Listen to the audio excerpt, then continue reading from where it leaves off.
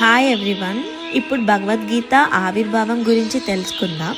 దానికోసం మహాభారతంని ఒక చిన్న స్టోరీ లాగా మీకు ఎక్స్ప్లెయిన్ చేస్తాను. ఈ చిన్న స్టోరీని 2 పార్ట్స్లో కంప్లీట్ చేద్దాం. Coming to part 1 of Mahabharat short story. ధృతరాష్ట్రుడు, పాండురాజు అన్నతమ్ములు. పాండురాజుకి 5 సంతానం.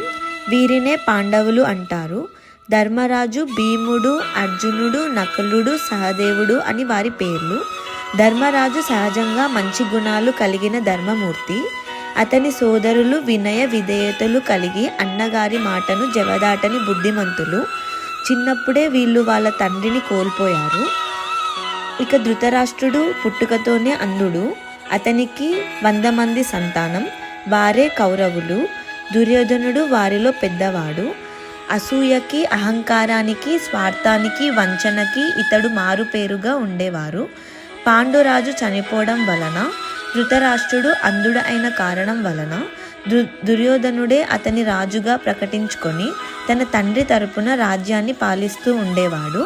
పెరిగి పెద్దయ్యాక పాండవులకి రాజ్యంలో కొంత భాగం రావాలి కదా. కానీ దుర్యోధనుడి మోసం వలన రాజ్యం రాలేదు సరికదా.